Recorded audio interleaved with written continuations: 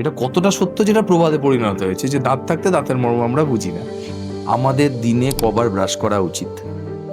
Mouth freshener হিসেবে কিন্তু mouth ওয়াশটাকে না নেওয়াই বেটার। কি ধরনের ব্রাশ আমাদের ইউজ করা উচিত? একটা ব্রাশ মোটামুটি 3-4 মাস ঠিকঠাক যাওয়াটা ইম্পর্টেন্ট। নর্মাল মানুষ যাদের সেনসিটিভিটি নেই তাদের সেই পেস্ট না ইউজ করাই ভালো। সবার যে দাঁত একদম ধবধবে সাদা হবে সেটা সবসময় ঠিক না।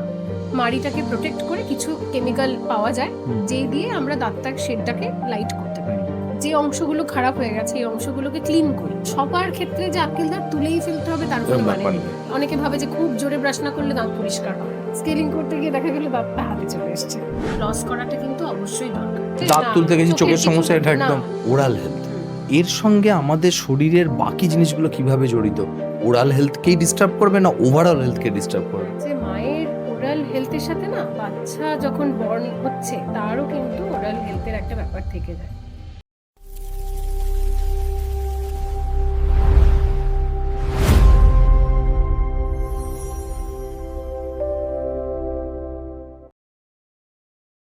আজকের আমাদের এপিসোডে প্লেক্সাস উইথ পরীক্ষিতে আমরা সেই জিনিসটাকে নিয়ে আলোচনা করব যেটার মর্ম বেশিরভাগই আমরা বুঝি না। যেমন কথায় আছে, এটা থাকলে যতদিন থাকে এটার মর্ম আমরা বুঝি না, সেটা অন্যান্য ক্ষেত্রেও আমরা ব্যবহার করে থাকি। তো আজকে অন্যান্য জিনিস না, এটার মূল যেটা নিয়ে প্রবাদ সেটা নিয়ে আলোচনা করব, সেটা হচ্ছে দাঁত। দাঁত থাকতে আমরা দাঁতের মর্ম বুঝি না। এই বিষয়টা আমাদের অনেক কিছু জিনিস যেগুলো আমরা অ্যাওয়ারনেস কম থাকার জন্য আমরা আস্তে আস্তে বিপদ ডেকে আনি, বা অনেক সময় আমরা ভাবি যে ডেন্টাল হেলথ বা ওরাল হেলথটা হয়তো বা অন্যান্য শরীরের অন্যান্য অংশের থেকে অনেকাংশে কম, কিন্তু পরে যখন বিপদ আসে, কোনো কোনো সমস্যা থেকে আসে বা ওরাল হেলথের কারণে অন্যান্য জায়গায় সমস্যা তৈরি হয়, তখন আমাদের কিন্তু ফিরে আসাটা মুশকিল হয়ে দাঁড়ায়। যত দিন যাচ্ছে, যত রিসার্চ আসছে, তাতে এটা বোঝা যাচ্ছে যে ওরাল হেলথের সঙ্গে আমাদের শুধু কিন্তু মুখটুকুই নয়, আমাদের গাট হেলথ এবং গাট হেলথের সঙ্গে বাকি শরীরের সমস্ত কিছু ওতপ্রোতভাবে জড়িত। তাহলে আজকের এপিসোডে আমরা জেনে নিই আমাদের বেসিক যেগুলো জানার দরকার ডেন্টাল হেলথ সম্পর্কে, আমাদের দাঁত সম্পর্কে। তো এই জন্য আমরা পেয়েছি আমাদের ডেন্টিস্ট, আমাদের ডক্টর ঐন্দ্রিলা ঘোষকে। থ্যাংক ইউ ঐন্দ্রিলা, অসংখ্য ধন্যবাদ আসার জন্য। আজকে আমরা যেটা নিয়ে আলোচনা করব সেটা হচ্ছে ডেন্টাল হেলথ।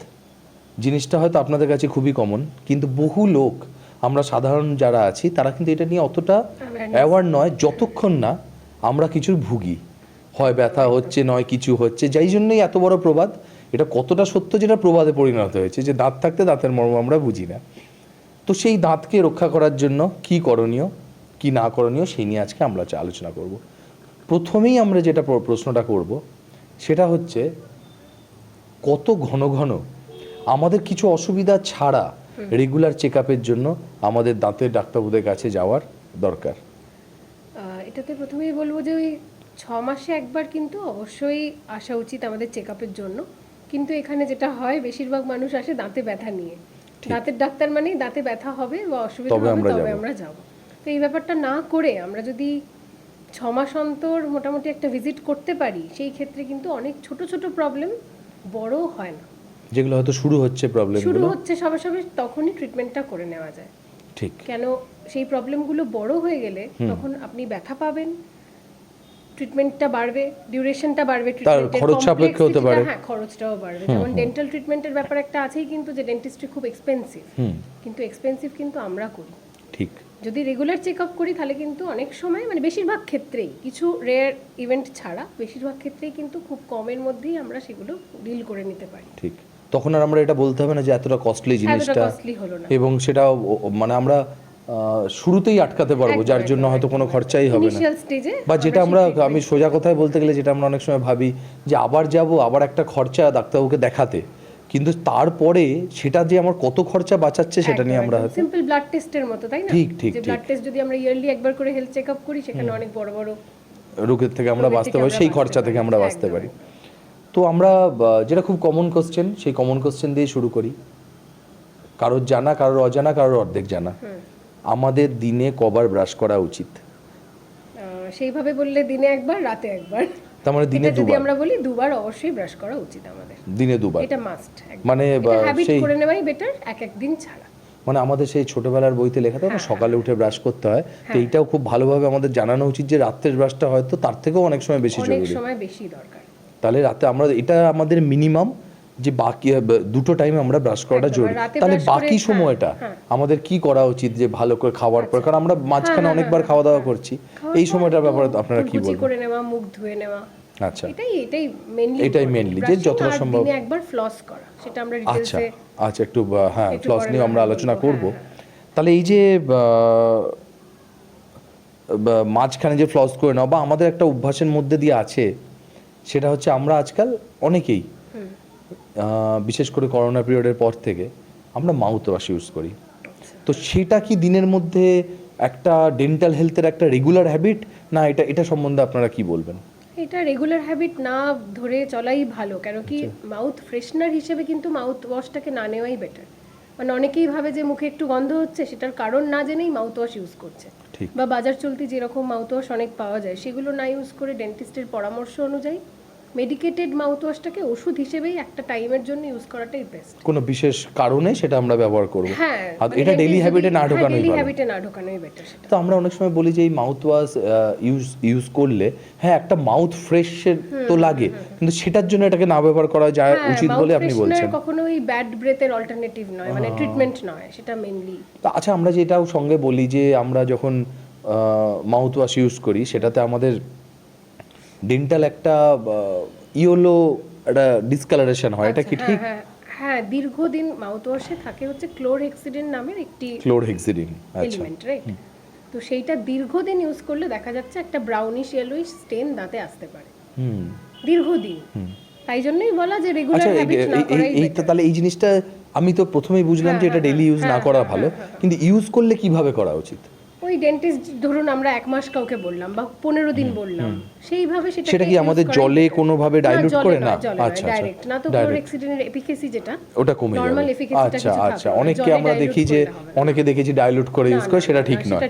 যদি করতে হয় ইউজ তাহলে সঠিকভাবে ওইভাবে ইউজ করতে হবে প্লাস আমাদের। এখন সত্যি বলতে অনেক মাউথ ওয়াশ এসছে যেগুলো দে আর ক্লেমিং যে anti discolouration system they have added, আচ্ছা মানে কিছু এলিমেন্ট আরো অ্যাড করা হয়েছে যাতে ক্লোরহেক্সিডিনের স্টেনটা না থাকে। রাইট, তো সেটা ডেন্টিস্টের থেকে সেটা একটু যদি ওনারা করে পরামর্শ জেনে দেন নেওয়াটা তাহলে। উচিত, আচ্ছা এবার সব থেকে গুরুত্বপূর্ণ জিনিসটায় আসি, সেটা হচ্ছে ব্রাশ। একদম। আমরা দাঁত মানে সঙ্গে সঙ্গে ব্রাশ কথাটা চলে আসে। তাহলে এই ব্রাশ যে আমরা ইউজ করছি, আমরা কি ধরনের ব্রাশ আমাদের ইউজ করা উচিত? একদম একদম। এটা কি সবার জন্য একই ধরনের ব্রাশ? কারণ হচ্ছে মার্কেটে একই ধরনের পাওয়া যায়, বা কিছু স্পেসিফিক ব্রাশ পাওয়া যায়, বা কোনোটা ভালো, বা আমি এইভাবে যদি বলি ব্যাপারটাকে, কোন ব্রাশে কি কি জিনিস দেখলে আমাদের সেটাকে কেনা উচিত?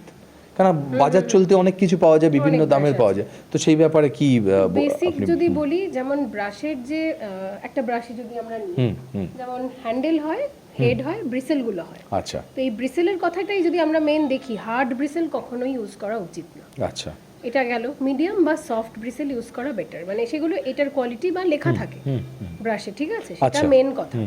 তো এবার যদি বলি ব্রাশের রকম ভেদ, যেমন এই ব্রাশগুলো আছে নর্মাল ম্যানুয়ালি করার জন্য, আর একটা রকম ব্রাশ পাওয়া যায় সেটা ইলেকট্রনিক টুথব্রাশ। হ্যাঁ হ্যাঁ হ্যাঁ, সেটাও খুবই ভালো যদি কেউ নর্মালি ভালোভাবে ব্রাশ করতে না পারে বা কারুর করার ক্ষমতা নেই, সেই ক্ষেত্রে ইলেকট্রনিক টুথব্রাশ কাজ করে, আচ্ছা ভালোই কাজ করে, কিন্তু এই ব্রাশও যথেষ্ট। আর আমাকে শুধু দেখতে হয় ব্রিসেল গুলো যেন নরম মিডিয়াম হয়, ব্রিসেল বা সফট ব্রিসেল হয়, হার্ড ব্রিসেল কখনোই না। কখনো ইউজ করা আর যেটা বলা সেটা তো দিনে বললাম দুবার ব্রাশ করাটা ইম্পর্টেন্ট। সেকেন্ড হচ্ছে ব্রাশটা আমরা কখনোই খুব হার্ড ভাবে ধরে এইভাবে ঘুষ brush করবো না, না। আচ্ছা সবসময় তাহলে ব্রাশ করার ব্যাপারটা একটু যদি বলে দেন। পেনের যে গ্রিপ হয় আচ্ছা সেরকম লাইট ভাবে, পেন বা পেন্টিং ব্রাশ যেটা হয় পেন্ট করি সেইভাবে লাইট গ্রিপে ধরে দিনে দুবার 2 মিনিট করে ব্রাশ করা যথেষ্ট। আর যদি কিভাবে করব সেটা যদি বলি, তো আমরা উপরের দাঁতের জন্য উপর থেকে নিচের দিকে, নিচের দাঁতের জন্য নিচের থেকে উপর দিকে, এইভাবে বেসিক একটা ফলো করতে পারি। লাইট সার্কুলার মোশনে করতে পারি। যদি আমরা টেকনিক্যালি বেশি নাও যাই, এগুলোই ইম্পর্টেন্ট। আর সব সারফেসে যেন ব্রাশটা যায় সেটা আমাদের দেখতে হবে। যেমন দাঁতের যে ফ্রন্ট সারফেস, এটা ওপরের সারফেস, এর ভিতরের যে অংশটা এটা আমরা অনেক সময় ভুলে যাই, বা মেইনলি যে অংশটা জিভের পিছনে থাকে এইখানে কিন্তু স্যালাইভারি গ্ল্যান্ডগুলো থাকে, একটা এখানে সেট, একটা এখানে মোলারের কাছে। তো সেই জায়গাগুলোয় কিন্তু যে স্যালাইভা আছে সেগুলো ডিপোজিট হতে থাকে, সেখান থেকে যে কেমিক্যালগুলো। তো এই রিজনটা আর সব দিকেই যেন ব্রাশটা যায়। এই যে দাঁতের ওপরের অংশ যেখানটা দিয়ে আমরা খাবার চিউ করি, এখানে কিন্তু অনেক এরকম স্ট্রাকচার আছে যেখানে খাবার জমে থাকে। তো সেইগুলো মানে বেসিক হচ্ছে প্রত্যেক সারফেসে যেন ব্রাশটা মিনিমাম 2 বার করে টাচ হয়, দিনে 2 বার ব্রাশ করা, আর লাইট স্ট্রোকসে আপার লোয়ার সব দিকটা কভার করা। টাংটাও ক্লিন করা উচিত, টাং ক্লিনার ইউজ করতে পারেন, বা এখন অনেক ব্রাশের পেছনেও, এটাই নেই কিন্তু অনেক ব্রাশের পেছনেও এখন টাং ক্লিনিং যেটা থাকে, বা টাং ক্লিনারও ইউজ করা যেতে পারে দিনে একবার।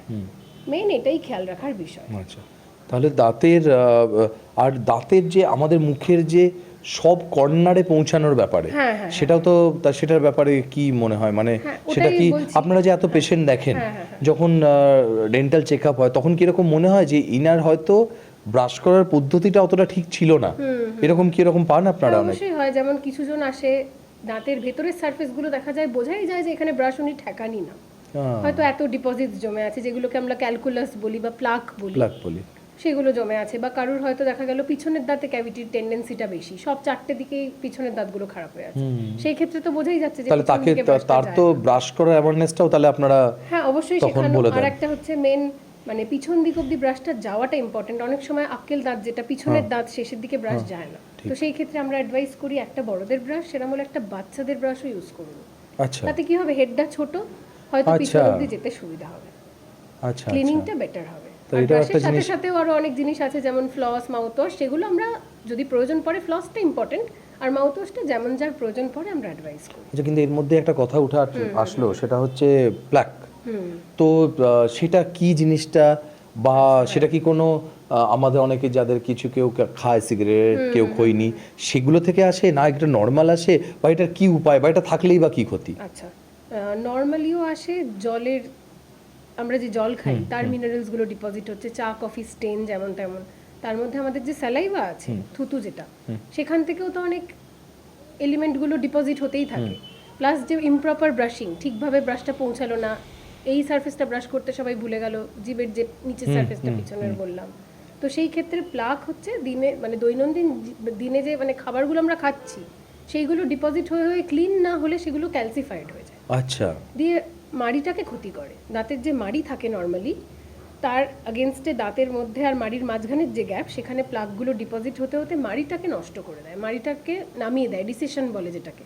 আচ্ছা, জিনজাইভাল রিসেশন, জিনজাইভা হচ্ছে মাড়িটা রিসিড করে যায়। সেই ক্ষেত্রে কি হবে, দাঁতের সাপোর্টটা নষ্ট হয়ে যাবে, ইনফেকশন হবে, মুখে গন্ধ হবে, মাড়িতে রক্ত পড়বে, তো এই বিষয়গুলো তখন আসে। তাহলে এটার জন্য করণীয় ব্রাশ টাশ করা তো আমি বুঝলাম, তাছাড়া যদি আমার হয়ে গেল একটা টাইম অবধি ডিপোজিশন হয়েছে, অনেকটা হয়ে গেল, সেই ক্ষেত্রে অবশ্যই ডেন্টিস্টের পরামর্শ অনুযায়ী স্কেলিং করা যেতে পারে। আচ্ছা, মানে দাঁত প্রফেশনালি ক্লিনিংটাকে স্কেলিং বলে, যেটা আমরা চেম্বারে করে থাকি। এটা হিসাব মতো 6 মাসে একবার স্কেলিং করা উচিত, বাট 6 মাসে না হলেও আমরা অ্যাডভাইস করি ইয়ারলি একবার করলেও এনাফ। তো ওটা কি কোনো মেশিনের সাহায্যে করা? হ্যাঁ, সেটা আল্ট্রাসনিক স্কেলার থাকে, সেটা আল্ট্রাসনিক স্কেলার দিয়ে আজকাল আমরা করি। আগেকার দিনে সেগুলো একটু ম্যানুয়ালি করা হতো, বাট এখন আল্ট্রাসনিক স্কেলারের মাধ্যমে আমরা স্কেলিং করি, যেটা অলমোস্ট পেইনলেস, অলমোস্ট কিছুক্ষণ হয়তো একটা। আর এটা করলে তাহলে সেই যে মাড়ির যে ক্ষতিগুলো হয় সেগুলো থেকে আমরা একদম মানে ডিপোজিটগুলো উঠে গেল, মাড়িটা আপনার ক্লিন থাকলো, মুখে গন্ধ হচ্ছে না, মাড়ি দিয়ে রক্ত পড়ছে না, মাড়ির হেলথটা ভালো থাকে। এটাকে আমরা বলছি যে স্কেলিং করা। আচ্ছা, এই টুথব্রাশ নিয়ে কথা বলছিলাম। এই টুথব্রাশ আমরা প্রায় বুঝি না যে ঠিক আছে এইটা আর কতদিন ইউজ করব, কখন আমি ফেলবো, এটা একটা খুব আমাদের আসে, খুব ইম্পর্টেন্ট। কিন্তু বিষয়টা হচ্ছে মানে একটা পার্টিকুলার ডিউরেশন না বলে আমি যদি বলি, ব্রাশটা যখন এরকম ছড়িয়ে যাবে, আচ্ছা, মানে ব্রিসেলস গুলো ভার্টিক্যাল, এটা যেমন ভার্টিক্যাল আছে, ব্রিসেলস গুলো সমান আছে স্ট্রেট, যদি এরকম হয়ে যায়, এবার সেটা কারুর 1 মাসেও হয়, কারুর 3 মাসেও, তবে আমরা সেটা ব্রাশের উপর নির্ভর করছে, ব্রাশ কিভাবে করছে তার উপর একদম। কিন্তু 3-4 মাস ভালো থাকাটা ইম্পর্টেন্ট, না তো বোঝা যাবে যে ভালোভাবে ব্রাশ করা হচ্ছে না, এক্সেসিভ ফোর্স দিচ্ছেন, মানে ভীষণ ভাবে ফোর্স দিয়ে একদিকেই ব্রাশ করে যাচ্ছেন বা চেবাচ্ছেন, অনেকের যেটা হ্যাবিট থাকে, সেটা না করলে কিন্তু একটা ব্রাশ মোটামুটি 3-4 মাস ঠিকঠাক যাওয়াটা ইম্পর্টেন্ট, মানে যাওয়াটা যাওয়াটা হ্যাঁ। উচিত আজকে। আর না গেলে এরম হয়ে গেলে হ্যাঁ, তাহলে আমাদের এটা সময়ের সঙ্গে না ভেঙে আমরা ব্রাশটার কি কন্ডিশনে আছি সেটা দেখেই আমাদের গুলো ভার্টিক্যাল না থেকে স্প্রেড হতে শুরু করলে চেঞ্জ করে নেওয়াই better। তাহলে ব্রাশ নিয়ে যখন আলোচনা করলে আমি তাহলে সঙ্গেই আসছে টুথপেস্ট, সেটার ব্যাপারে কি আপনারা বলবেন? পেস্টের ক্ষেত্রে বড়দের ক্ষেত্রে নর্মালি যেটা বলবো বাজার চলতি যে ফ্লুরিডেটেড পেস্টগুলো সেগুলো ব্যবহার করাই এনাফ।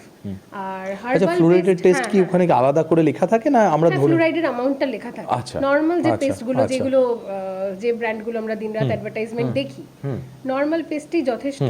তার মধ্যে হার্বাল পেস্ট একটা আছে, এবার সেটার এফিকেসি নিয়ে খুব ডাউট আছে যে যেহেতু তাতে ফ্লুরাইড থাকে না।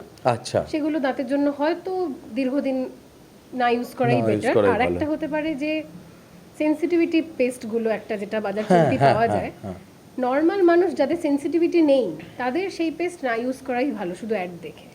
মানে অনেক সময় দেখা যায় অ্যাডভার্টাইজমেন্টে এইটা আসছে তো আমি এটাই দীর্ঘদিন ইউজ করছি, এমনকি লোকজন বাচ্চাকেও ইউজ করিয়ে দিচ্ছে কারণ না জেনে। তো সেগুলো কখনো মানে যে ধরনের অ্যাড আসে আমাদের শিরশিরা নিয়ে একদম সেইগুলো কিন্তু রোজকার জন্য বেটার না। আচ্ছা, যে আমরা শুরু থেকেই সেটা করে দিলাম যেন ভবিষ্যতে শিরশিরা না হয়, এটা এই কনসেপ্টটা ঠিক নয়। নর্মাল পেস্ট ভালো করে করলে হয়তো ওগুলো এফেক্টিভ, তাহলে আদারওয়াইজ নর্মাল পেস্ট ইউজ করাই ভালো। যদি না আমার ওই ধরনের কিছু হয় এবং ডেন্টিস্টের পরামর্শ নিয়ে অনুযায়ী সেনসিটিভিটি পেস্টে ইউজ করে। তাহলে আপনি দুটো জিনিসই বলছেন, আমরা যেটা কমন অনেক লোক ভুল করে থাকি, মাউথ ওয়াশ এবং এই ধরনের পেস্ট দুটোই আপনি বলছেন পরামর্শ নিয়ে যদি দরকার হয় তবে ব্যবহার করাই। আর একটা পার্টিকুলার টাইমের জন্য, কেন শিশিরটা কেন করছে সেটা তো আগে দেখা দরকার। শুধু অ্যাডভার্টাইজমেন্ট দেখে তো আমি ইউজ করে কোনো লাভ হবে না। আচ্ছা, এই ব্রাশের কি কোনো প্রকারভেদ থাকে, মানে কোনো টাইপ যে এটা ওটা টাইপ, বা না এটা শুধু আমরা এইভাবেই ভাগ করতে পারি বাচ্চাদের বড়দের? বাচ্চাদের বড়দের এই যে বললাম ব্রিসেলসের কেমন হার্ডনেস বা সফটনেস, যেমন hard bristle, medium bristle. Hard ব্রিসেলটা না করাই বেটার, এটা অ্যাভয়েড। মিডিয়াম ব্রিসেল আর সফট ব্রিসেল। আর ইলেকট্রনিক টুথব্রাশ আছে আজকাল। ওটা ইলেকট্রনিক টুথ, ওই ব্যাপারে যদি একটু কিছু বলেন। ইলেকট্রনিক টুথব্রাশ ভালো, বললাম যেটা যে যারা ব্রাশ ঠিকভাবে করতে শিখতেই পারছেই না চেষ্টা করেও প্রেসার বেশি হয়ে যাচ্ছে, সেই ক্ষেত্রে ইলেকট্রনিক টুথব্রাশ বেটার। বা মেইনলি ধরুন আমরা যদি বলি স্পেশাল চাইল্ড বা যে মানুষরা অ্যাডাল্ট কিন্তু তাদের ম্যানুয়াল ডেক্সটেরিটি নেই, সেরেব্রাল পলসি পেশেন্ট বা এরকম ধরনের যাদের সমস্যা আছে, হাতের কোনো সমস্যা আছে, সেই ক্ষেত্রে ইলেকট্রিক টুথব্রাশ কিন্তু ভালো, অসুবিধা কিছু নেই। আচ্ছা, যেটা আমরা খুব আমাদের ধবধবে সাদা দাঁত, এটাই আমাদের কাছে একটা ব্যাপার যে দাঁত একদম সাদা হবে। আমরা বিভিন্ন লিটারেচারের উপরে এতে উপরে যে হলুদ দাঁত এই জাত, তাহলে এই সাদা রাখার জন্য আমাদের কি করণীয়? এটা কিন্তু খুব একটা কমন সবার মনের মধ্যে। প্রথমে একটু মাথায় রাখতে হবে যে মানুষের কিন্তু যেমন গায়ের রং আলাদা, দাঁতের রঙও কিন্তু শেডের একটা ব্যাপার আছে। সবার যে দাঁত একদম ধবধবে সাদা হবে সেটা সবসময় ঠিক না, কিন্তু আবার কারো সাদা ছিল সেটাই ইয়েলো হয়ে যাচ্ছে, স্টেন হয়ে যাচ্ছে, সেইটা আবার দেখতে হবে। তো সেই ক্ষেত্রে যদি যেটা বললাম স্মোকিং করলে বা পান বিড়ি সিগারেট এগুলোর জন্য যে স্টেনগুলো হচ্ছে বা ডিপোজিটস হচ্ছে, সেগুলো তো প্রফেশনালি স্কেলিং করাই যেতে পারে। আর একটা হচ্ছে হলদে হয়ে যেতে পারে এনামেল যদি ক্ষয় হয়, মানে দাঁতের ওপরের যে সারফেসটা এটা এনামেল সাদা যেটা আমরা দেখতে পাই, তার ভেতরে ডেন্টিন যেটা কিনা ইয়েলোইশ। এবার কারোর যদি এনামেলটা ওপর থেকে সরে যায় যে কোনো কারণে, খুব হার্ড ব্রাশিংয়েও হতে পারে, ভীষণ জোরে ঘষে ঘষে ব্রাশ করছেন দীর্ঘদিনে, এনামেল চলে গেল ওপরের, বা খুব অ্যাসিডিটি হচ্ছে কারোর, এই এনামেলটা চলে গেলে আর ফিরে আসে না, নরমাল উপায়ে ফিরে আসবে না। এনামেলের কোনো মানে ওরকম ভাবে গ্রো করে না, কেন এনামেলটা তখন আর্টিফিশিয়ালি রিপ্লেস করাতে হবে, কিন্তু নিজের যে এনামেলটা একবার চলে গেলে এটা আর আসবে না। তো সেই ক্ষেত্রে এনামেল চলে গিয়ে যদি ডেন্টিনটা রিফ্লেক্ট করে, শো করে, তাহলে দাঁত একটা হলদেটে ভাব হতে পারে। তো সেই ক্ষেত্রে আমাদের অনেক অপশন আছে, যেমন নর্মাল বললাম স্কেলিং, পলিশিং, এটা একটা উপায়। হোয়াইটেনিং প্রফেশনালি করানো যেতে পারে। আমরা মানে ডেন্টাল মানে কিছু পলিশিং পেস্ট বলে পাওয়া যায় বাজারে, সেগুলো আবার ইউজ করার সময় অনেক কিছু প্রিকশন মেনটেন করা উচিত, কেন কি ওগুলোর পার্টিকেল সাইজগুলো বড়, বা লোকে কেউ নুন দিয়ে ঘষছে, বেকিং সোডা ইউজ করছে, চারকোল ইউজ করছে, এগুলো কিন্তু মেটেরিয়াল মানে পার্টিকেল সাইজগুলো যেহেতু বড়, ওগুলো অ্যাব্রেসিভ, মানে দাঁতের ক্ষেত্রে ওপরের লেয়ারটাকে সেগুলো অনেকটা ওয়াশ অফ করে দিচ্ছে, নষ্ট করে দিচ্ছে।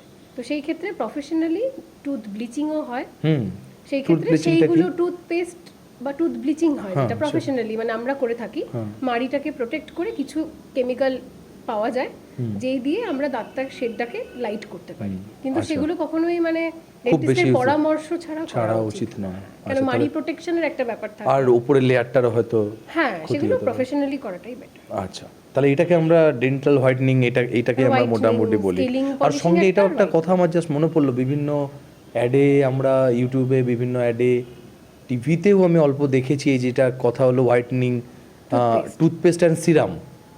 আমাদের বিভিন্ন যে প্ল্যাটফর্মগুলো আছে অ্যামাজন অ্যান্ড অতে, তাতে যদি সার্চ করা যায় আসছে যে ডেন্টাল হোয়াইটনিং সিরাম, তাহলে সেগুলোর ব্যাপারে কি মত যে আমাদের সেগুলো খুব একটা এফেক্টিভ নয়, প্লাস এফেক্টিভ যদি হয়ও সেটা খুব ক্ষণস্থায়ী, মানে পার্মানেন্ট সলিউশন সেটা নয়। আচ্ছা, মানে দাঁতের লেয়ারটা এনামেলটাকে দেখা গেল উঠিয়ে দিচ্ছে, ঠিক, বা ঠিক। কিছুক্ষণ মনে হচ্ছে দাঁতটা খুব সাদা সাদা লাগছে, কিন্তু আস্তে আস্তে এনামেলটা আমার নষ্ট করে দিচ্ছে। তো সেগুলো সবই একটু মানে অ্যাডভাইস নিয়ে করা ভালো। আচ্ছা, তো এই ডেন্টাল হোয়াইটনিং যেটা, তো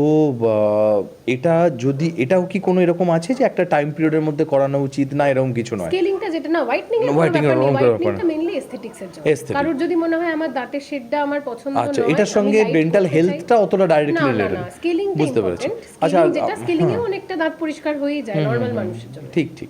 আচ্ছা, আরেকটা আমি বলি, সেটা হচ্ছে ফুড হ্যাবিট কি কোনোভাবে ডেন্টাল স্টেনের কারণ হতে পারে? হ্যাঁ, খুব এক্সেসিভ চা, কফি, সিগারেট, খৈনি, টোব্যাকো জাতীয় যে খাবার, সেখান থেকে স্টেন আসবেই। আর বাকি ফুড হ্যাবিট হচ্ছে মানে মেইনলি চা কফিতে স্টেনটাই দীর্ঘদিন খুব বেশি খেলে আসে।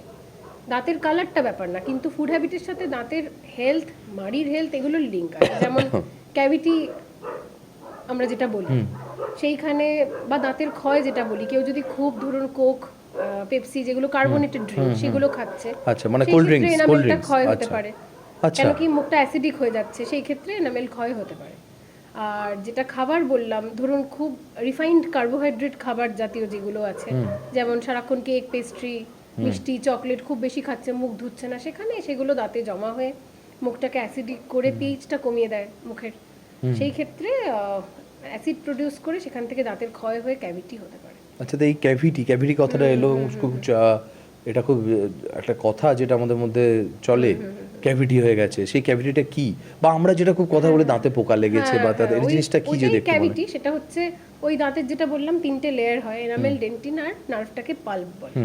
এবার যে এনামেল অংশটা বললাম, সেটা এই যে কারণগুলো বললাম, ফুড হ্যাবিট ঠিক নেই, খুব অ্যাসিড হচ্ছে, কারোর অ্যাসিডিটি হচ্ছে, গাট হেলথ ভালো নেই, অ্যাসিড প্রডিউস করছে মুখে, সেটা বারবার আসছে, তো সেখান থেকে এনামেলটা ক্ষয় হলো।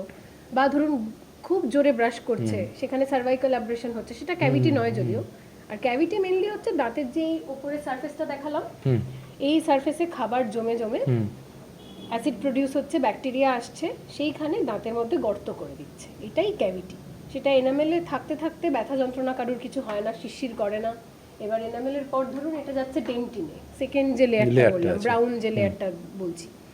এবার ডেন্টিনে যখন ধরুন ক্যাভিটিটা এক্সটেন্ড করছে, তখন কি হচ্ছে, ডেন্টিনে না টিবিউলস আছে, কিছু নার্ভের কিছু অংশ আছে, সেই ক্ষেত্রে ওই হাইপার সেন্সিটিভিটি ব্যাপারটা হয়, যেটা দাঁত শিরশির বলে।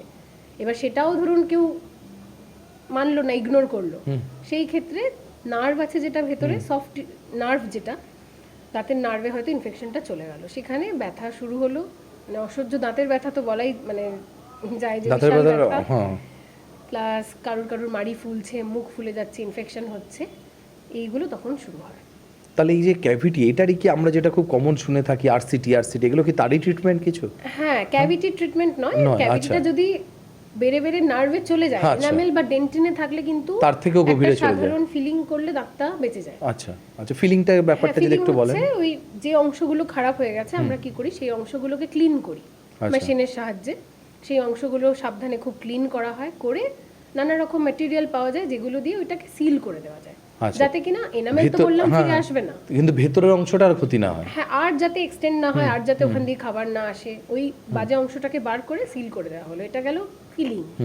এবার দেখা গেল যেটা বললাম, নার্ভে চলে গেছে ইনফেকশন, মানুষ এসছে খুব ব্যথা নিয়ে, তখন কিন্তু এই ফিলিংটা কাজ দেবে না, তখন আমাদের ওই আরসিটি মানে রুট ক্যানাল ট্রিটমেন্ট। এটা একটু যদি বলেন, কারণ এটা খুব কমনলি আজকাল আমরা শুনি, রুট ক্যানাল ট্রিটমেন্টটা কি এবং কিভাবে কখন করতে হয়, কি ব্যাপার। রুট ক্যানাল ট্রিটমেন্ট মানে আরসিটি, যেটা রুট ক্যানাল বলছি, রুট ক্যানাল কথাটার মানে হচ্ছে দাঁতের ভেতরে যে নার্ভ আছে, তার কিছু ভেতরে ক্যানাল থাকে, মনে করুন সামনের দাঁতে একটা ক্যানাল, পিছনের দাঁতে 2 থেকে 3টে ক্যানাল, এরকম ভাবে আমরা সেগুলো শিখি। তো বিষয়টা হচ্ছে, যেখানটা বললাম খারাপ অংশ, সেটা বাদ দিয়ে দেওয়া হলো, বাদ দিয়ে দাঁতের নার্ভের ওখানে যে অংশগুলো নষ্ট হয়ে গেছে নার্ভের, সেটাকে আমরা বার করে ফেলি। আচ্ছা, মানে পুরনো যে নার্ভটা, দাঁতের ফাংশনটা যাতে বজায় থাকে সেই জন্য দাঁতের নষ্ট হয়ে যাওয়া নার্ভগুলোকে বার করে দেওয়া হয়, মানে মেশিনের সাহায্যে, কেমিক্যালের সাহায্যে দিয়ে একটা ফিলিং করে দেওয়া হয়, যাতে কিনা দাঁতের স্ট্রাকচারটা বজায় থাকলো, দাঁত না তুলে দাঁতটাকে রাখা গেল, দিয়ে আমরা ওপরে ক্যাপিং করে আমরা কনস্ট্রাকটিভলি ওটা রাখতে পারলাম। হ্যাঁ, রাখলে কি হবে, তুমি ওখান দিয়ে খেতে পারবে, সবকিছুই করা যাবে। ঠিক ঠিক, মানে দাঁতের কাজটা ফাংশনালিটিটা বজায় থাকলো, কিন্তু নার্ভগুলো যেগুলো নষ্ট হয়ে গেছে সেগুলোকে আমরা বার করে দিলাম। আচ্ছা, সেটা হচ্ছে একটা অদ্ভুত জিনিস, আমরা ছোট থেকেই বলি আক্কেল দাঁত, উইজডম টিথ, দুদিকেই সেই ইংলিশে বলি বাংলায় বলি, ব্যাপারটা এরকমই যেন এটার সঙ্গে একটা জ্ঞানের ব্যাপার জড়িত আছে। কেন বললে সেটা একটা ব্যাপার আছে, হয়তো একটা এজের পরে হয় বলে হয়তো বলে যে, 18 থেকে 25 হ্যাঁ এটাই আমার জানার। তাহলে কখন এটা হয় এবং হওয়ার সময় যারা আমরা বড় হয়ে গেছি তাদের মধ্যে শুনি কেউ কলেজে, কেউ অফিসে এসে বলে আরে আমার না আক্কেল দাঁতটা এখন বেরোচ্ছে, বাকিরা তখন মজাও করে যে তোর এতদিনে জ্ঞান হলো। তো এই আক্কেল দাঁতটার ব্যাপারে এটা কি কি মানে কখন বেরোনোটা ঠিক, কি কি সমস্যা হতে পারে? কারণ আমি অনেককেই দেখি যে সমস্যার মধ্যে দিয়ে তারা যাচ্ছে, এবং তখন কি করতে হয়, ওটা কি তুলে ফেলতে হয় না ওটা ম্যানেজেবল, কি একটু যদি বলেন ডিটেল। আক্কেল দাঁত হচ্ছে থার্ড মোলার, আচ্ছা, এটা এক নম্বর কথা। মানে এবার কি হয়, যখন আমাদের ইভলিউশন যেরম হয়েছে, চোয়ালের সাইজটা তো কমে গেছে, দাঁতের সাইজগুলো সেম রয়ে গেছে। এবার সেই ক্ষেত্রে কি হয়, আক্কেল দাঁতটা না কিছুতেই সোজা হয়ে বেরোবার অনেক ক্ষেত্রে জায়গা পায় না। কিছু মানুষের ক্ষেত্রে পায় যাদের দাঁতের সাইজ আর চোয়ালের সাইজের মধ্যে বেশ, আমার পার্সোনালি দুটো দাঁতই একদম এরকম হরাইজন্টাল ছিল, নিচের দুটো নেই, বেরোতেই পারেনি, আছে কিন্তু ভেতরে আছে। সেম আমারও বহুদিন জানা যায়নি, পরে আমরা যখন এক্সরে করা হলো তখন দেখালো, আমি দেখলাম জাস্ট এক্সরেতে বোথ দ্য টিথস আর লাইক এরকম হরাইজন্টালি আছে, বাজে পজিশনে সে বেরোবার চেষ্টা করছে, আর চেষ্টা করতে গিয়ে যত সমস্যা, নয় পাশের দাঁতটাকে ঠেলা মারছে, সেম আমার সঙ্গে হয়েছে, এবং পাশের দাঁতটা নষ্ট করে দিচ্ছে, পাশের দাঁতটা আমার একদম নষ্ট করে দিয়েছে। যেটা বললাম না যে ব্রাশ পৌঁছাচ্ছে না ওই জায়গায়। এবার কারুর ক্ষেত্রে হচ্ছে জিনিসটা বেঁকে বেরোচ্ছে, অ্যাট দ্য সেম টাইম সেটাকে কিন্তু ক্লিন করার একটা সুযোগ আছে। আবার অনেক সময় তো বেঁকেও বেরোয় না, ওটা মাড়ির ভেতরই থেকে যায়, যেটা গ্রো করে, কিন্তু অসুবিধা করে। কি হয় মানে উপরে মাড়িটা গ্রো করে যাচ্ছে, সেখানে খাবার জমতে থাকছে, একটা ইনফেকশন হচ্ছে, পেরিকর্ডোনাইটিস বলি আমরা। আচ্ছা, এবার সবার ক্ষেত্রে যে আক্কেল দাঁত তুলেই ফেলতে হবে তার কোনো মানে নেই। আচ্ছা, যদি মেনটেন করা যায়, যদি পজিশনটা এমন থাকে যেটাকে ব্রাশ করে ক্লিন রাখা যেতে পারে, অসুবিধা হচ্ছে না, সেই ক্ষেত্রে আমরা তুলতে বলি না। কিন্তু কিছু ক্ষেত্রে আছে গালে ঘষা লাগছে, গাল কেটে যাচ্ছে, পাশের দাঁতটাকে নষ্ট করে দিচ্ছে, সেই ক্ষেত্রে ওটাকে তুলে ফেলাটাই বেটার। এবার 18 থেকে 25-এর মধ্যে নর্মালি বেরোবার কথা, তো আমরা মোটামুটি 24-25-এ যদি বেরোচ্ছে আর ঝামেলা করছে, আমরা পজিশনটা দেখে এক্সরে করেই বুঝে যাই যে এটা আদেও মানে সোজাভাবে বেরোবার চান্স আছে না নেই। যদি দেখি নেই, আমরা অ্যাডভাইস করি যে এটাকে এক্সট্রাক্ট করে নেওয়াই বেটার। কেন দীর্ঘদিন গালে যদি ঘষা লাগে, গাল যদি কেটে যায়, আলসারেশন হয়, সেই ক্ষেত্রে কিন্তু আমাদের ক্যান্সারের মতো বিপজ্জনক জিনিসও হতে পারে, সবারও ঝুঁকি থাকছে। তো এই যে আক্কেল দাঁত তুলে ফেলা, এটা কি পদ্ধতিতে করা হয়? নর্মাল পদ্ধতিটা এটা আরো কমপ্লিকেটেড? একটু কমপ্লিকেটেড, মানে আমাদের দিক থেকে কমপ্লিকেটেড। তো সেই ক্ষেত্রে হয়তো কিছু জনের আক্কেল দাঁতের পজিশন এমন যে খুব শিগগিরই মানে আমরা নর্মালি তুলে ফেলতে পারলাম, কিন্তু কিছু কেসে হয় আক্কেল দাঁতের পজিশনটা এমনই হয়, সেই ক্ষেত্রে একটু আমাদের ট্রান্সঅ্যালভিওলার সার্জারি, মানে একটু সার্জিক্যাল প্রসেসে সেটাকে এক্সট্রাক্ট করতে হয়, কিন্তু সেটাই সবটাই ওপিডি প্রসিডিউর, ওপিডিতে প্রসিডিউর। এবার কেউ যদি চায়, ধরুন যে আমার 4টে আক্কেল দাঁতই সমস্যা করছে, আমি একসাথে করাবো, আচ্ছা, সেটাও করা, কিন্তু জেনারেল অ্যানেস্থেসিয়াতেও অনেক সময় ওরাল ম্যাক্সিলোফেশিয়াল সার্জনরা আছে, তারা কিন্তু সেটাও অ্যাডভাইস করেন।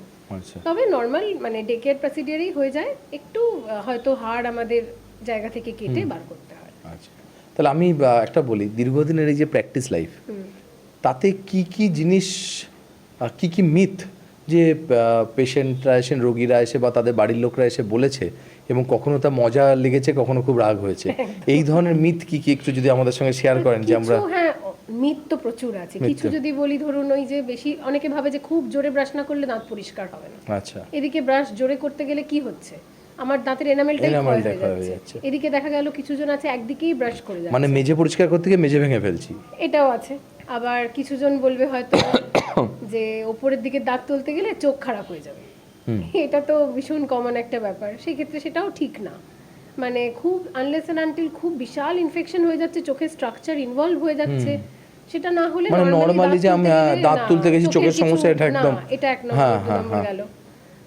আরো কিছু অনেক কিছুই আছে আছে যেগুলো যেমন এসে- হ্যাঁ এগুলো পেশেন্টরা আমাদের বলেই, তো আমরা জি, জি। যতটা সম্ভব সম্ভব awareness তাদের spread করি, যতটা সম্ভব পারি ব্যবহার করা হয়। কিছুক্ষণ আগে আমরা যেটা কথা বলছিলাম স্কেলিং নিয়ে, হ্যাঁ, scaling এ দাঁত ক্ষয়ে যায়। হ্যাঁ, দাঁত হ্যাঁ। ক্ষয়ে যায় বা দাঁত নাকি নড়ে উঠেছে, একদম। এই ধরনের আমরা শুনি। তাহলে এরকম কারোর কিছু, ধরুন অলরেডি দাঁত নড়ছে, হ্যাঁ পাথরগুলোর জন্য দাঁতটা আটকে আছে। আহ, মানে এরকমও মজার ঘটনা হয়েছে, আমরা যখন কলেজে পড়তাম তখন স্কেলিং করতে গিয়ে দেখা গেল খুব বয়স্ক একজন মানুষ, তার দাঁত ভীষণ নড়ছে, গ্রেড 3 মোবাইল যাকে বলে, স্কেলিং করতে গিয়ে দেখা গেল দাঁতটা হাতে চলে এসছে, সেটাকে আবার বসিয়ে তার মনে হচ্ছে যে স্কেলিং করার জন্য হ্যাঁ, দাঁতটা কিন্তু পড়ে হ্যাঁ, গেল। কিছুজন আছেন সেটা বোঝে যে না আমার তো দাঁতটা নড়ছিলই, ঠিক, সেটা ঠিক। একদমই ঠিক নয়। স্কেলিং করলে দাঁত মাড়ি ভালো থাকবে, হ্যাঁ পাথরগুলো সরে গেলে মাড়িটা তো গ্রো করার একটা সুযোগ পাবে। ঠিক ঠিক এটাই ঠিক main ঠিক, কথা। হেলদি থাকার সুযোগ Healthy পাবে, থাকবে, গামটা healthy সব মিলে থাকবে। আমাদের, হ্যাঁ। আর গাম হেলথের সাথে আমাদের তাহলে যেটা এটাও- বললাম প্রচুর লিঙ্কড, কার্ডিয়াক হেলথ, গাট হেলথ খুব মানে তাহলে এটাও একটা ভীষণভাবে মিথ আর কি, যেটা চলে আমাদের স্কেলিং একদম নিয়ে। স্কেলিং এ দাঁত ক্ষয়ে হ্যাঁ, যায় একদম। বা আই প্রবলেম যেটা বললেন সেটাও কিছু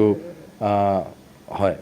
এই দাঁতের সঙ্গে আমাদের যেটা দাঁতের ব্যবহার কি, আমাদের খাবার খাওয়া, কিন্তু এই খাবারই কি দাঁতের ক্ষতি করতে পারে? মানে কোনো বিশেষ ধরনের খাবার, কি ধরনের খাবারগুলো দাঁতের জন্য ঠিক নয়?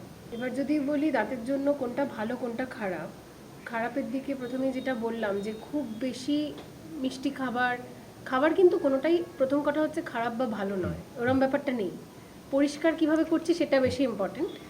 আর খারাপ বলতে যেটা আমরা বললাম যে বেশি চকলেট, স্টিকি খাবার যেগুলো দাঁতের মধ্যে আটকে যাচ্ছে, বা রিফাইন্ড ফুড যেগুলো সারাক্ষণ স্যান্ডউইচ, বার্গার আমরা যেমন এখন খাই, সেই হ্যাবিটগুলো, আর কার্বোনেটেড ড্রিঙ্কস বা Cold drinks। সুগারি, হ্যাঁ সুগারি যে কার্বোনেটেড ড্রিঙ্কস, ফ্রুট জুস, এইগুলো বেশি না খাওয়াই বেটার। আর খেলেও কিন্তু মুখ পরিষ্কার করা, মুখ ধুয়ে নেওয়া, এগুলো ইম্পর্টেন্ট। আর যদি বলি ভালো খাবার, যে কোনো ফাইব্রাস খাবার যেটা খেলে দাঁত পরিষ্কার থাকবে, মানে ফল, পেয়ারা, আপেল, ঠিক, ঠিক। এগুলো বেটার দাঁতের জন্য।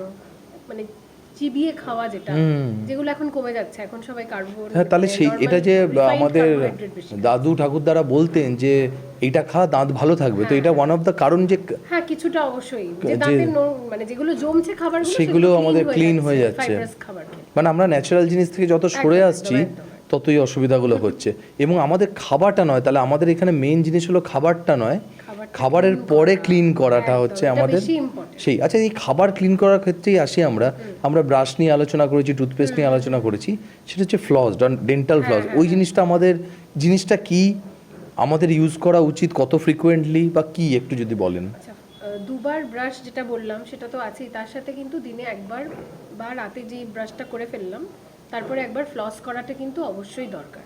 আচ্ছা মানে ডেন্টাল ফ্লস যেটা বললাম, ফ্লস কিছুই না, একটা স্পেশাল সুতো আচ্ছা যেটা দাঁত ক্লিন করতে হেল্প করে। মানে কাঠি, টুথপিক এগুলো দিয়ে না খুঁচিয়ে, টুথপিকও কিন্তু একটা উপায়, কিন্তু সেগুলো সবার জন্য নয়। তো ফ্লসটা একটা কমন জিনিস যেটা সবাই ব্যবহার করতে পারে। আমি আজকে এনেওছি। হ্যাঁ।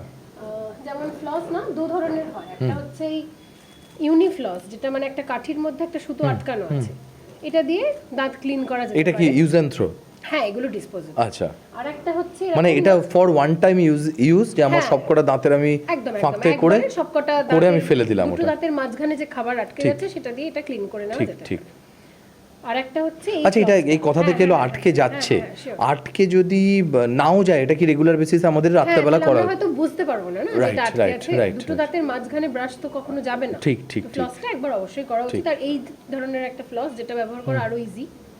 তো এটা হচ্ছে একটা সুতোর রিল মতো আছে, যে কোনো সুতো নয়, এগুলো একটু স্পেশাল সুতো অবশ্যই। ঠিক আছে?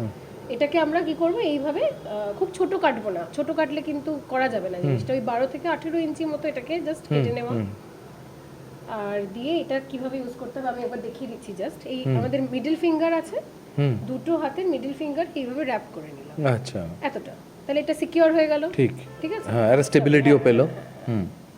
দিয়ে এই দুটো ফিঙ্গারকে ব্যালেন্স করে আমরা খাবারটাকে এইভাবে বার করতে পারি।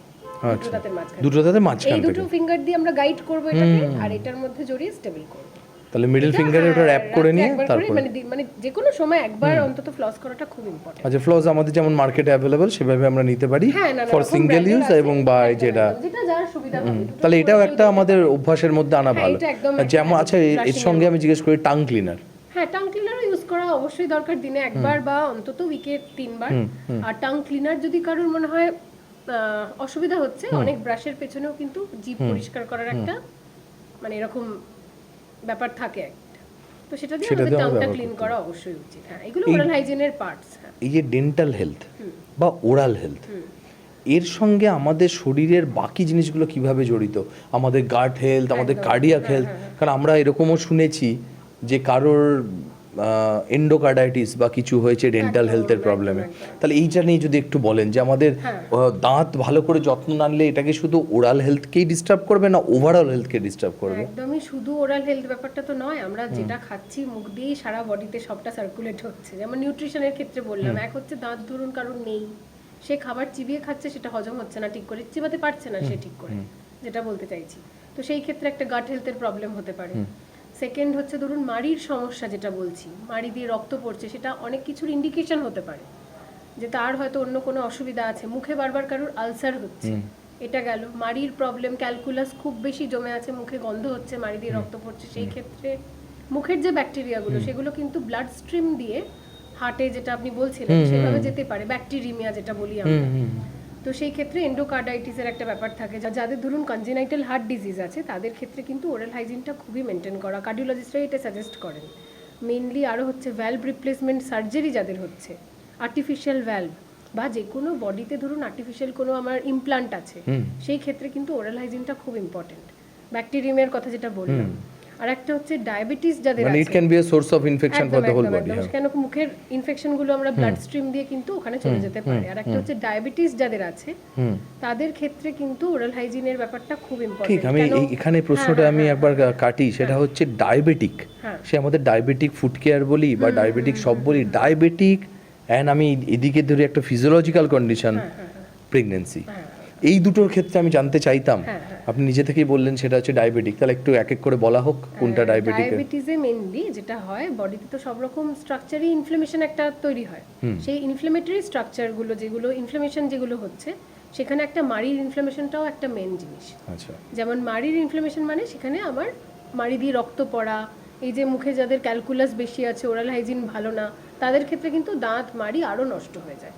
তো সেই ক্ষেত্রে যাদের ডায়াবেটিস আছে, এবং ডায়াবেটিস তো হিলিংটাও পরে হবে যদি কিছু অসুবিধা হয়। এবার দাঁত তোলা হলো ধরুন, আমরা সেখানে সবসময় একটা লেভেলের যদি না থাকে, সুগারটা কন্ট্রোলড না থাকে ডায়াবেটিস, আমরা তাহলে কিন্তু আমরা সেই ক্ষেত্রে এক্সট্রাকশনটাও ডিলে করি যে সুগার কন্ট্রোল হলে আমরা দেখেছি। বা কার্ডিয়াক হেলথ যাদের বললাম, কার্ডিয়াক হেলথের ক্ষেত্রেও আমাদের অনেক কিছু ভাবতে হয় দাঁত তোলার আগে। আর প্রেগন্যান্সির ক্ষেত্রে কি বলবেন? প্রেগন্যান্সির ক্ষেত্রেও যে ব্যাপারটা, একটা হরমোনাল ফ্লাকচুয়েশন যেটা হয়, হরমোনাল চেঞ্জেস যেখানে হয়, সেই ক্ষেত্রেও কিন্তু ওই ইনফ্লামেশনটা একটা মেন ফ্যাক্টর। তো ইনফ্লামেশন যেখানে হচ্ছে, তো ইনফ্লামেশন হলে আমাদের ওরাল হাইজিন মেনটেনেন্সটা ডিউরিং প্রেগনেন্সি খুব ইম্পর্টেন্ট হয়ে যায়। কেন, প্রেগনেন্সির সময় কিন্তু আবার ব্যাপার আছে, সব কাজ সব ট্রাইমেস্টারে করা যায় না। যেমন আমরা বলি, যদি মনে করুন কোনো ছোটোখাটো কাজ আছে, কোনো ফিলিং আছে বা স্কিলিং আছে, এগুলো সব সময় করা যেতে পারে according to the comfort of the patient. কিন্তু যে ক্ষেত্রে আমাদের হয়তো কোনো দাঁত এমার্জেন্সির জন্য তুলতে হচ্ছে, রুট ক্যানাল করতে হচ্ছে, সেক্ষেত্রে আমরা সবসময় অ্যাডভাইস করি সেফ হচ্ছে সেকেন্ড ট্রাইমেস্টারটা। সেটা একটা ব্যাপার। আর একটা হচ্ছে মায়ের ওরাল হেলথের সাথে না, বাচ্চা যখন বর্ন হচ্ছে তারও কিন্তু ওরাল হেলথের একটা ব্যাপার থেকে যায়। তো সেই ক্ষেত্রে মায়ের ক্ষেত্রে আমরা বলতে পারি যে এটা একটা ম্যান্ডেটরি করা উচিত, বা ডক্টরদেরও, গাইনোকোলজিস্ট যারা, তাদেরও কিন্তু অ্যাডভাইস করা উচিত যে যখন কেউ প্রেগনেন্ট হচ্ছে বা প্ল্যান করছে, সেই ক্ষেত্রে কিন্তু ডেন্টাল অ্যাপয়েন্টমেন্টটাও একটা শিডিউল করে নেওয়াটা দরকার।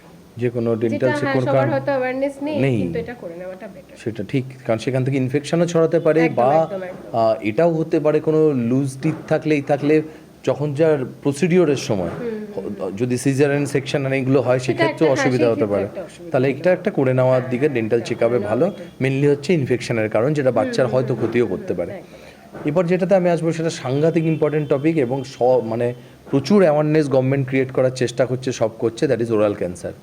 বিভিন্ন জায়গায় পোস্টার দেখছি, সিনেমা শুরু হওয়ার আগে আমরা অ্যাওয়ারনেস অ্যাড দেখছি আমরা। তো এই যে এটা কি, ওরাল ক্যান্সার কি কি কারণে হচ্ছে আমাদের ভেতর বেশি, এবং কি দেখলে আমরা ডেন্টালের ইয়েতে পরামর্শ নেব বা কি করতে পারি আমরা? আচ্ছা, এটা একটা মেন কথা হচ্ছে, বাকি ক্যান্সার যেগুলো একটা সিরিয়াস বিষয়, এটা একটা সিরিয়াস বিষয়, সেক্ষেত্রে বাকিগুলো প্রিভেন্ট কিছুটা হয়তো করা গেলেও ডেন্টাল যেটা ওরাল ক্যান্সার, সেটা কিন্তু অনেকটাই 90% কেসেসেই হয়তো প্রিভেন্টেবল। এটা একটা মেন জিনিস, কেন আমরা সেটা দেখতে পাচ্ছি। এক নম্বর হচ্ছে দেখতে পাচ্ছি, একটা জিভে ধরুন আলসার হলো, সেটা হতে পারে, প্রথম কথা বলি, এই যে প্রথম হচ্ছে এই টোব্যাকো জাতীয় যে প্রোডাক্টগুলো, পান, বিড়ি, সিগারেট, খৈনি, এগুলো তো মেন কারণ ওরাল ক্যান্সারের। তাছাড়াও ধরুন কোনো দাঁতে ঘষা খাচ্ছে বারবার, যেটা উইজডম টুথের ক্ষেত্রে বললাম, বা ধরুন কোনো দাঁত হাফ ভেঙে গেছে, একটা দাঁত হাফ ভেঙে মুখে রয়ে গেছে, সেটা জিভে ঘষা খাচ্ছে, গালে ঘষা খাচ্ছে, খেয়ে একটা আলসার তৈরি করছে। বা ধরুন কারুর বাঁধানো দাঁত আছে, কিন্তু বাঁধানো দাঁতের দেখা গেল সেটা একটা কোনা ভেঙে গেছে বা ভালো সেট হয়নি, একটা জায়গা বারবার একটা জায়গায় আঘাত করছে, সেই ক্ষেত্রেও কিন্তু আলসার যেগুলো হয় সেখান থেকেও কিন্তু একটা ক্যান্সারের সম্ভাবনা থেকে যায়। তো সেই ক্ষেত্রে সেটা আমরা দেখতে পাচ্ছি, সেটাকে নেগলেক্ট না করে বা নিজে নিজে ট্রিটমেন্ট না করে বা সেটা ইগনোর না করে, যে আমার এখানে ঘষা খাচ্ছে আমি সেটা দেখানো, বা একটা দেখতে পাচ্ছি ব্যথা হচ্ছে, আলসার হচ্ছে, সেটাকে ইগনোর না করে সেটা ইমিডিয়েট দেখানো। আর যেটা বললাম এই টোব্যাকো প্রোডাক্ট, এইগুলো তো যতটা সম্ভব অ্যাভয়েড করা যায়, বা যারা অন্তত খায় তাদের তো উচিত একটা রেগুলার স্ক্রিনিং এর মধ্যে থাকা। বা ধরুন খৈনি অনেকে এখানে খেতে খেতে রেখে দিচ্ছে, যেটা খুব কমন, আমরা রাস্তায় দেখতে পাই। খৈনি, গুটখা যেগুলো আমরা বলি, হ্যাঁ, যেগুলো খাচ্ছে সেগুলো ধরুন এখানে রেখে দিচ্ছে জমা করে। তো সেখানে কি হয়, অনেক সময় হোয়াইট প্যাচ তৈরি হয় এই ভিতরে, লিউকোপ্লাকিয়া যেটা, বা রেড প্যাচ তৈরি হয় অনেক সময়, এরিথ্রোপ্লাকিয়া। এগুলো সবই কিন্তু প্রি ক্যান্সারাস লিশনস। এগুলো ক্যান্সার হতেও পারে, এবং যারা খুব খৈনি টৈনি খায় বা তারা তো অনেক সময় দেখি মুখটা পুরো প্রপারলি খুলতেও পারে না, একটা ফাইব্রোসিস। হ্যাঁ, সেটা হচ্ছে আপনার ওরাল সাবমিউকাস ফাইব্রোসিস বলি। সেই ক্ষেত্রে কি হয়, তাদের এগুলো ফাইব্রোসড হয়ে গিয়ে না হাড়টা ছোট হয়ে যায়। এবার হাড় ছোট হয়ে যাওয়া তাহলে এগুলোই তো একটা ওয়ার্নিং, আর এটাও তো একটা ওয়ার্নিং তাহলে, যে বড় ওয়ার্নিং। একজনের হাড় ছোট হয়ে যাচ্ছে, সে যদি সেটা দীর্ঘদিন ইগনোর করে, সেটা আমরা কিভাবে তাকে বোঝাতে পারি? মানে এটাই আস্তে আস্তে ক্যান্সারের দিকে আমাদের নিয়ে যেতে পারে। বলা যে 6 মাস অন্তর বা বছরে একবার অন্তত চেকআপ করান। সেটা করালে এই ছোটখাটো বিষয়গুলোও তো দেখা যাবে, যে দাঁতে কোথাও ঘষা লেগে আলসার হয়ে আছে কিনা, বা যারা এই স্মোক করছেন বা খৈনি খাচ্ছেন রেগুলারলি, তাদের ক্ষেত্রে তো একটা স্ক্রিনিং, যেটা প্রি ক্যান্সার স্ক্রিনিং, সেটা খুব ইম্পর্টেন্ট। এই তাহলে অবশ্যই এটা সাংঘাতিক একটা বড় ব্যাপার এখন ভারতবর্ষে, একটা প্রিভেন্টেবল। ঠিক, এটার ইম্পর্টেন্সটা হয়তো এই কারণে আরো বেশি, যেটা আমাদের হাতে আছে, চাইলে আমরা চোখে দেখা যাচ্ছে, ঠিক ঠিক ঠিক ঠিক, একদম ঠিক কথা। তো আমাদের উচিত প্রথম হচ্ছে নেশা থেকে অবশ্যই, এই ধরনের নেশা জিনিসপত্র থেকে দূরে থাকা, ওরাল টোবা মানে চিউয়েবল টোবাকো থেকে আমাদের দূরে থাকা। এবং তাছাড়াও যেটা আপনি বারবার বললেন, অলরেডি মুখের মধ্যে কোনো যদি দাঁতের খোঁচা বা আর্টিফিশিয়াল ডেঞ্চারের যদি কিছু থাকে, সেগুলো নিয়েও আমাদের কিন্তু ইগনোর না করার, যে ঠিক আছে কোনো সোয়েলিং হয়েছে, ঠিক ঠিক কিছু না হোক, একটা জায়গা দেখা গেল দীর্ঘদিন ফুলে আছে, একটা কিছু গ্রোথ হচ্ছে বা যেটা বাড়ছে, সবসময় যে ব্যথা থাকতে হবে তার কোনো মানে নেই। ব্যথা ছাড়াও যদি একটা জিনিস ঘায়ের মতো হয়ে আছে, সাইজটা বাড়ছে, মানে পেন নেই বাবা, সেটা তো অনেক, ওটা তো আমরা ইগনোর করার প্রবণতা বেড়ে যাবে আরো, যে আমার তো ব্যথা হচ্ছে না, থাকুক, সেটাও দেখানো দরকার। তারপর যেটা বললেন হাঁটা পুরো হচ্ছে না, আটকে আছে, এগুলো আমাদের, সেটা তো আমরা বুঝতে পারবো। বা লিউকোপ্লাকিয়া হলো, সেই ক্ষেত্রে লিউকোপ্লাকিয়া হওয়ার পর সেটা রিভার্স করা সম্ভব। ঠিক, ওই জায়গাটা আইদার স্ক্রেপ অফ করে দাও, বা হ্যাবিটস গুলো ছেড়ে দিলে অনেক সময় মিউকোসাটা নিজে নিজে ঠিক হয়ে যায়, হিল করে। তো সেগুলো দেখে নেওয়াটা খুব দরকার। ঠিক, তাহলে এবার একটু লাইটার দিয়ে আমরা শেষ করব। সেটা হচ্ছে এখন প্রচণ্ডভাবে আমরা আলোচনা করি কসমেটিক, অ্যাস্থেটিক, ডেন্টিস্ট্রি। তো সেটা নিয়ে যদি একটু বলেন যে ব্যাপারটা কি, একটু সংক্ষেপে আমরা জেনে নেব। এবার যেটা হচ্ছে দাঁতের গঠন যেটা থাকে নর্মালি, অনেক মানুষ সেটা নিয়ে খুশি থাকে, অনেক মানুষ থাকে না, বা অনেক মানুষের হয়তো খুব সুন্দর দাঁতের সেটিং ছিল, কোনো কারণে সেটা নষ্ট হয়ে যাচ্ছে, বা কোনো ট্রমা অ্যাক্সিডেন্ট, যেটা খুব কমন, যেটা আমরা দেখেছি, রোড ট্রাফিক অ্যাক্সিডেন্ট যেগুলো, বা বাচ্চারা খেলতে খেলতে পড়ে যাচ্ছে, বা যেটা বললাম কারুর দাঁতের নিজের কালার নিয়ে বা দাঁতের শেপ নিয়ে সে হ্যাপি না, কারুর খুব এলোমেলো দাঁত। আর এলোমেলো দাঁতটা, এটা একটা জিনিস আমি অ্যাড করছি, এলোমেলো দাঁত যে শুধু দেখতে খারাপ লাগছে সেটা নয়, আমাদের যে জটা আছে বা ওপর নিচে দাঁতগুলো এমন ভাবে এলোমেলো বা সেট হচ্ছে না, হ্যাঁ, এই যে দাঁত দুটো চোয়ালে সেট হচ্ছে, একটা দাঁতের সাথে একটা দাঁতের সেটিং আছে, সেটা যদি ডিসরাপ্টেড হয়ে যায়, সেই ক্ষেত্রে কিন্তু আমাদের এই টেম্পোরোম্যান্ডিবুলার জয়েন্টে অনেক ব্যথা দেখা দিতে পারে। ঠিক, মানে এই হাঁ করার সময় এখানে একটা আওয়াজ হচ্ছে, ক্লিকিং সাউন্ড যেটা হচ্ছে, বা মাথা ব্যথা, মাইগ্রেনের মতো সমস্যা, ঘাড়ে ব্যথা, এগুলোও কিন্তু হতে পারে, জাস্ট বিকজ তার দাঁতের সেটিংটাই ঠিকঠাক নেই। এটা গেল। তো এই ক্ষেত্রে আমরা কি করতে পারি, আমি একটু পিছন দিক থেকেই শুরু করছি আবার ব্যাপারটা। ব্রেসেস যেটা ট্রিটমেন্ট হয়, মানে অর্থোডন্টিক ট্রিটমেন্ট যেটা আমরা বলি, ব্রেসেস হয়, অ্যালাইনার্স হয়। এখন ব্রেসেস মানে যেগুলো লাগিয়ে দেওয়া হয় ক্লিপিং এর মতো, সেগুলো অনেক রকম এখন, যাতে দেখতে খারাপ না লাগে, অনেকের ভেতর দিয়ে লাগানো হয়। অ্যালাইনার পাওয়া যায়, সেরামিক ব্রেসেস পাওয়া যায়, যেগুলো দেখতে হয়তো একটু হোয়াইটিশ, দূর থেকে দেখা যাবে না। ঠিক, এগুলো গেল একটা অ্যাসপেক্ট। সেকেন্ড হচ্ছে দাঁত, যেটা বললাম অ্যাক্সিডেন্টে কারোর দাঁত হয়তো কিছু মিসিং হয়ে গেল বা অর্ধেকটা ভেঙে গেল, সেই ক্ষেত্রে সেগুলো আমরা রিপ্লেস করতে পারি। বা ধরুন ওই অর্ধেক ভেঙে গেছে দাঁত, সেটা আরসিটি করে ক্যাপ করে দেওয়া, বিল্ড আপ করে দেওয়া, কম্পোজিট বিল্ড আপ বলি। হয়তো দুটো দাঁত এরকম অর্ধেক অর্ধেক ভেঙে গেছে, সেটা আমরা সুন্দর করে বানিয়ে দিলাম। নার্ভ অব্দি চলে গেলে সেখানে আরসিটি করে ক্যাপ বসানো। আবার ডেন্টাল ইমপ্লান্ট এখন আছে, কারোর হয়তো সামনের দুটো দাঁত নেই, বয়স হয়তো 18 বছর কি 20 বছর, সেই ক্ষেত্রে সারা জীবন আর্টিফিশিয়াল না নিয়ে সে ইমপ্লান্ট পেয়ে গেল, জাস্ট আচ্ছা, স্ক্রু এর মতো মানে একটা সিঙ্গেল দাঁত ওখানে মাটিতে লাগিয়ে দেওয়া হলো, সেগুলো করা গেল। আর নর্মাল যেটা বললাম স্কেলিং, মানে দাঁতটা কালারটা ভালো নেই, স্কেলিং, পলিশিং, হোয়াইটনিং, এগুলো তো আছে। এছাড়াও ভিনিয়ারিং আছে। ধরুন এখন যে সেলিব্রিটিরা স্মাইল ডিজাইনিং যে ব্যাপারটা, কারোর হয়তো দাঁতগুলো খুব সমান নেই, সামনের সারফেসগুলো এনামেলগুলো হয়তো খুব একটা সুন্দরভাবে সেট নেই, সেই ক্ষেত্রে ভিনিয়ারিং আর্টিফিশিয়ালি করা যায়। ক্রাউন, ব্রিজ, ভিনিয়ারিং, এগুলো সব রকম অপশন আছে, যেটা এস্থেটিক ডেন্টিস্ট্রির ক্ষেত্রে বলছি। মানে এটা আমাদের মেইনলি হচ্ছে সুন্দর লাগার জন্য। একদম সুন্দর লাগাটা, শুধু সুন্দর লাগা বলতে বা সুন্দর লাগাটা খুব কনফিডেন্স বুস্ট করে। সেই ক্ষেত্রে আরো অনেক ব্যাপার আছে, যেমন কারোর ক্লেফট আছে, কিছু কিছু সিনড্রোমস হয় যেখানে দাঁত সবকটা থাকে না, কত রকম ব্যাপার হয়, যেখানে ধরুন কিছু দাঁত মানুষের জন্মগতভাবে নেই, হয়তো দুধের দাঁত সবগুলো ছিল একটা বাচ্চার, পরবর্তীকালে দেখা গেল কিছু দাঁত তার কনজেনাইটালি মিসিং, সেরকমও কেস হয়। সেই ক্ষেত্রে কিন্তু রিপ্লেসমেন্ট একটা দিয়ে দিলে মানুষটার একটা কনফিডেন্সটা বুস্ট হয়ে গেল। ঠিক, এটা তো শুধু সৌন্দর্যের ব্যাপার নয়, এটা একটা একদম স্পিচের ব্যাপার, আর হচ্ছে এস্থেটিক্স, যেটা কনফিডেন্স বুস্ট করে আমাদের। ঠিক ঠিক। আর বাচ্চারা যে এই যে খেলাধুলো করে বাইকেতে, সেই ক্ষেত্রে কি আমরা বলতে পারি যে আমাদের টুথ, যেটা বললেন অনেক সব পড়ে গেলে হয়, কিছু কি এরকম কিছু মাউথ গার্ড কিছু ইউজ করা যায়? হ্যাঁ, করা যেতে পারে। সেরকম ডেন্টিস্ট দেখিয়ে ফ্যাব্রিকেট করে নিলে সেগুলোর ফিট বেটার হয়, মার্কেটেও পাওয়া যায়, অ্যামাজনেও পাওয়া যাবে, যে কোনো অনলাইন প্ল্যাটফর্মেও পাওয়া যায়। তাতে চোট লাগলে ডাইরেক্ট হিটটা না হয়। মাউথ গার্ডটা হচ্ছে যাতে ডাইরেক্ট হিটটা না হলো, দাঁতগুলো প্রোটেক্টেড থাকলো, সেটা একটা করা যেতে পারে। ঠিক ঠিক। তো আজকে আমাদের আলোচনায় প্লেক্সাস উইথ পরীক্ষিতে আমরা যেটা নিয়ে আলোচনা করলাম, খুব গুরুত্বপূর্ণ টপিক, সেটা হচ্ছে dental health and oral health, যেটা আমাদের সবারই খুব গুরুত্বপূর্ণ। এবং এটাও জানলাম যে এটা শুধু মাউথ হেলথ মানে মুখেরই ব্যাপার না, এটা কিন্তু সারা শরীরকে এফেক্ট করতে পারে। তার সেই জন্য কি করতে হয়, কীরকম ব্রাশ ইউজ করতে হয়, কতবার করতে হয়, যেগুলো আমাদের দৈনন্দিন আমরা করে চলেছি, এগুলো শুনে যদি আমাদের মধ্যে একটু অ্যাওয়ারনেস আরেকটু আসে, তাহলে হয়তো আমরা পরবর্তী অনেক বিপদ এবং হালকা করে বলতে গেলে বেশ কিছু খরচার থেকে বাঁচতে পারবো। তাহলে আজকের আমাদের এপিসোডের মতোই যদি আপনাদের আরও কোনো বিষয় নিয়ে আমাদের সঙ্গে চান যে আমরা আলোচনার মধ্যে আপনারাও যুক্ত হতে চান, তাহলে আমরা সেই বিষয়গুলো আমাদের জানান, আমরা এক্সপার্টদের সঙ্গে কথা বলবো। আপনারা আমাদের সাজেস্ট করুন যে কী ধরনের কোয়ারি আপনাদের আছে, আমরা সেই কথাগুলো আমরা এক্সপার্টের কাছে জানতে চাইবো, এবং এর মাধ্যমে আমরা লাভবান হবেন, আপনারাও লাভবান হবেন, এবং এক্সপার্টরাও সেগুলো তারাও চায় যে এইগুলো আমাদের মধ্যে তারা ছড়িয়ে দিতে, তাদের যে জ্ঞান আছেন, তাদের যা এক্সপার্টিস আছেন। আমাদের এই প্লেক্সাস উইথ পরীক্ষিত চ্যানেলকে আপনারা লাইক করুন, সাবস্ক্রাইব করুন, এবং অবশ্যই আপনার কমেন্টের মাধ্যমে আমরা কী করে আরও উন্নতি করতে পারি তা জানান। নমস্কার।